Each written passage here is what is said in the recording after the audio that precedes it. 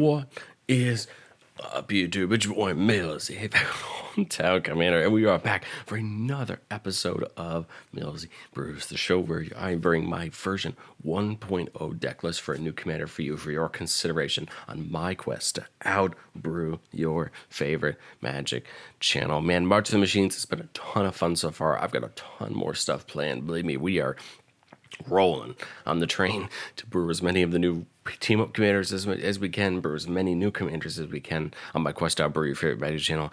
And I was trying to sit down last week and just plan out the content, plan out what I wanted to release when, how I wanted to do this for you. And the cool part is this week, this video, which is my own deck, is going to be bookended by both of my partners on the Commander Brew Crew podcast, submitting their own decks for this week. So I hope you guys will check their decks out. Let them know what you think of them in the comment section. But today, we're taking a look at Errant and Giada. The reason I wanted to look at this deck is because I wanted to take the Angel deck that Giada already works with so well and see if pulling it into Azorius makes any bit of a difference. And I think it does. I actually think it makes it a little bit better because we get all of that draw consistency that we don't always get in mono white. So let's look at it. Errant and Giada, 1 white, blue, 2/3, flash, flying. I mean, look at the top card of your library. Anytime you may cast spells with flash or flying from the top of your library. This is pretty great because, one, anytime we look at the top card of our library, that's great because we extend our hand, right? We know what's coming. We can plan better with the knowledge that we have.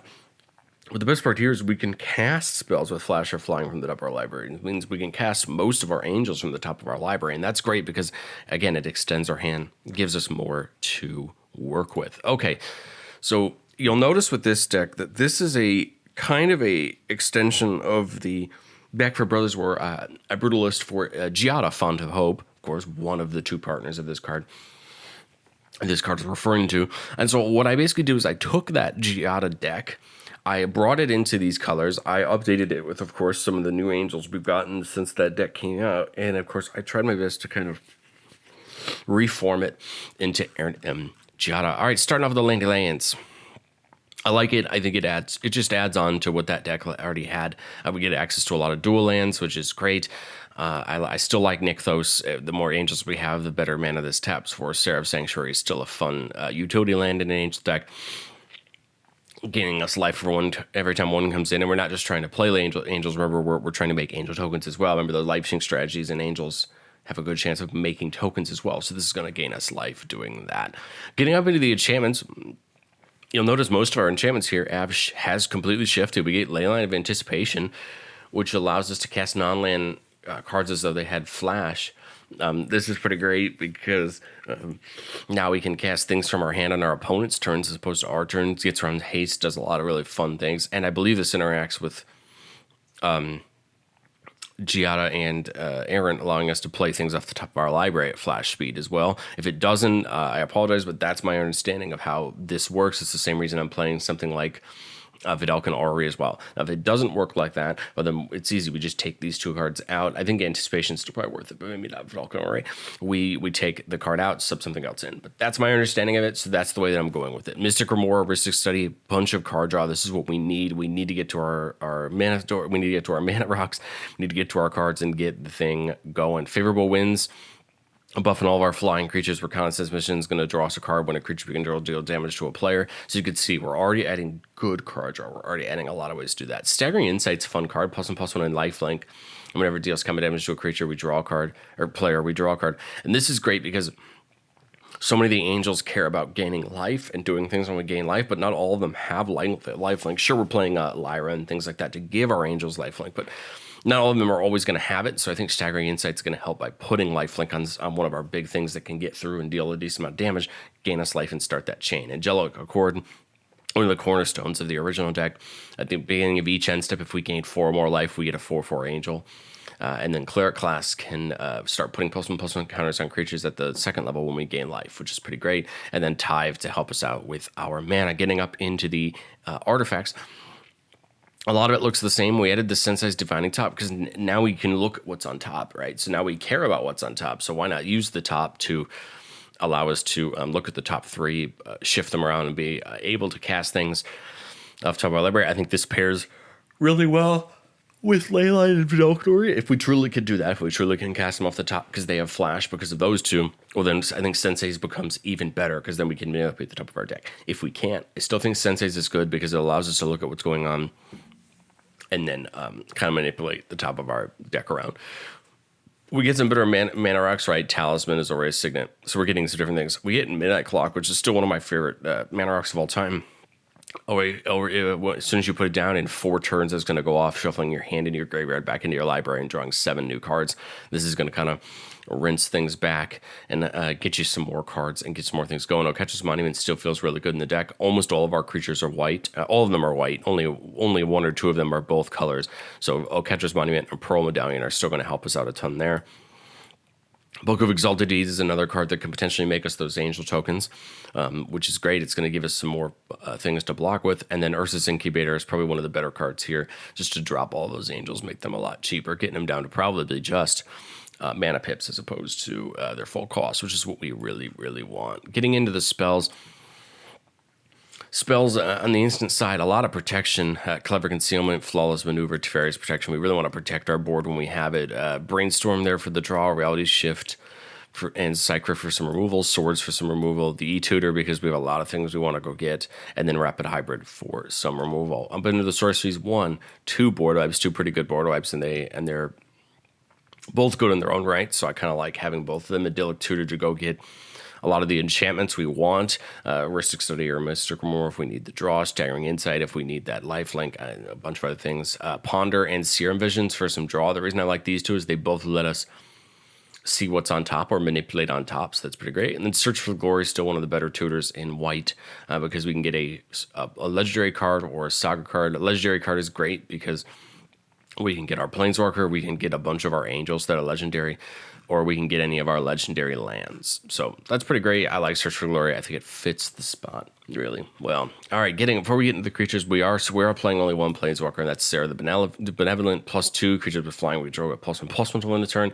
-3 to make us that 4/4. And then -6 says if a creature you control deals damage that would reduce your life total less than. Oh, if a creature would deal damage, so life total less than 1, it reduces it to 1 instead. So gives us some of that protection if people are trying to attack in. But Sarah's just there because that -3 makes us angels, which is something we potentially might need depending on what we have going on. You know, there are things like, with that one, there are things like Righteous Valkyrie that gain us life whenever an angel comes in. That's great with that because it can get that life, that life gain train started.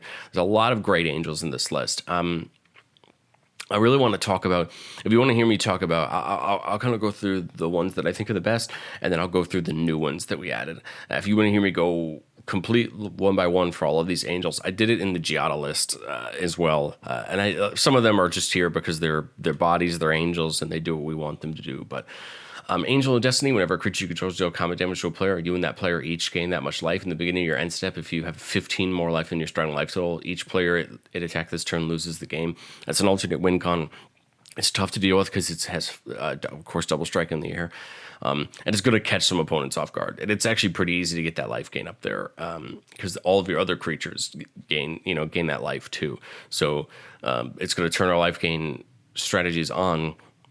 It's going to gain all of those sub-strategies on, it's going to turn them on when we're gaining life. But I think it also is probably just going to help people kind of help them lose the game a little bit quicker. Archangel of Thune, anytime we gain life, we put a +1/+1 counter on each creature we control. One of our favorite angels. It's just going to get tough for our opponents to start dealing with this once we start putting our giant board of flyers up and get them even worse. This pairs really well with Lyra Dawnbringer, giving all of our angels +1/+1 and lifelink. And now we're gaining a ton of life. We're going to get even harder to deal with in the air.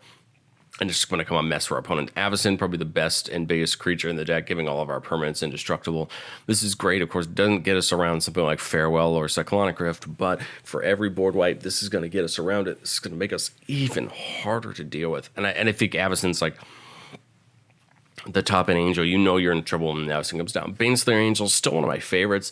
No pretty keywords, no pretty things, but does have flying, first strike, lifelink, protection from demons and from dragons. It's still a beast for what it is. No, it doesn't have any flashy abilities or any life gain payoffs, but a flying first strike, lifelink angel on its own is pretty good. And then demons and dragons just makes it harder to block, hopefully, into some matchups. Boonbringer Vampire, or Boonbringer Vampire, Boonbringer Valkyrie, one of the new angels from backup ones. When it comes in, we can put a counter on another creature and give it flying, first strike, and lifelink until end turn. That's pretty great because we can give a lot of things that.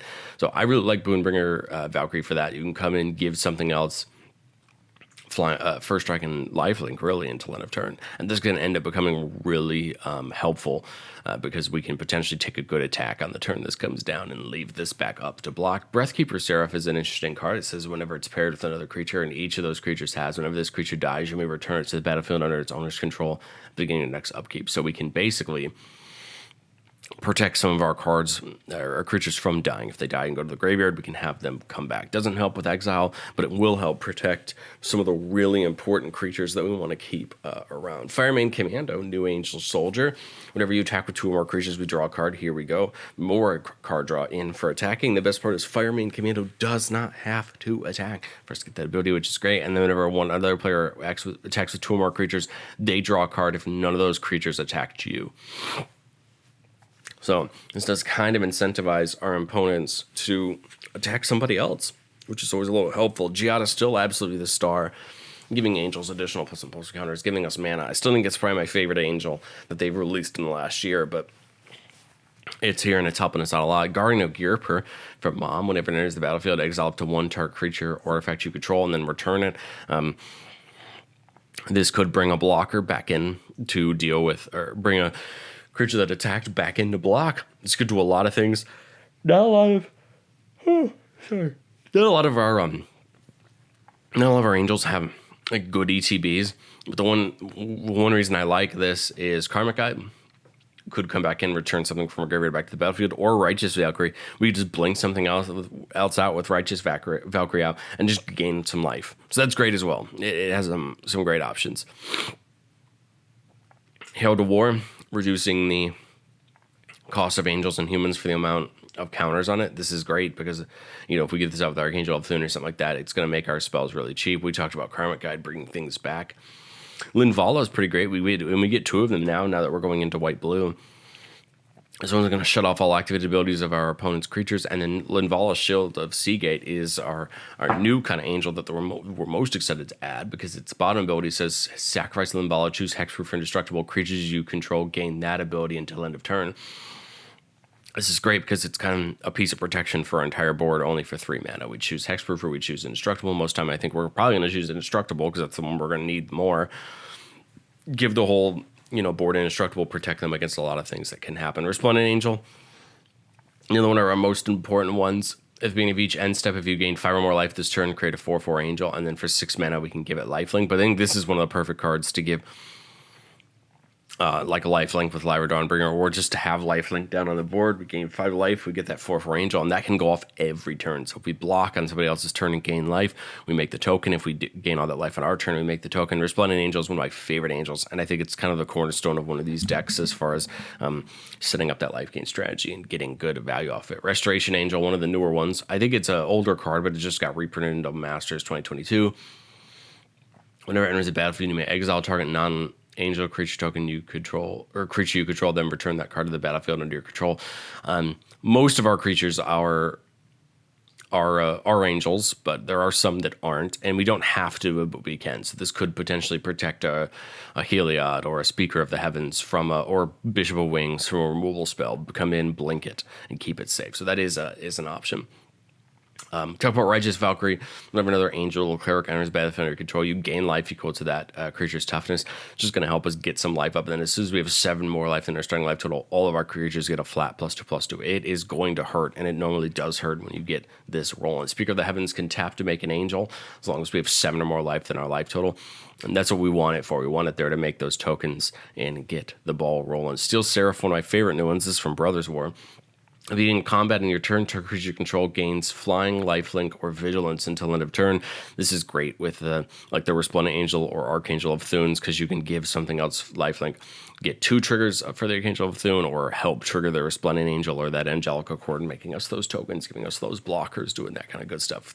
Thraben Watcher, non-token creatures you control get +1/+1 and have vigilance. That's great because we don't need a brave the sands or anything like that. We can have +1/+1 and vigilance this way, and then that way we can attack and block. And then Valkyrie Harbinger is another copy of this Angelic Accord effect. At the beginning of each end step, if you gain 4 more life, you get a 4/4 angel. So you can see we have a bunch of ways to make these 4/4 angels when we're gaining life, and our hope is that we can continue to set up a scenario where between these guys and Angelic Accord and Book of Exalted Deeds, that we're always gaining life on somebody else's turn. Hopefully that we're kind of creating situations where we're making more tokens, we're going wider, we're getting ready to end the game in the air, and we're having fun. But let me know, what do you guys think of Errant and Giada down in the comment section. I still think I probably like Giada a little bit more, just because I like the ability that comes out and taps for mana. The adding blue is interesting just because it adds a ton of card draw. It adds this flash ability off the top of the deck, which I think is kind of interesting. I think it'll end up helping us out in a lot of ways more than anything else. I'm kind of intrigued to see what this would do on a table differently than just a mono white Angels deck. But let me know what you think of Azorius Angels down in the comment section. Like if you like the video, subscribe if you want to join me on my quest, and I will catch you guys next time.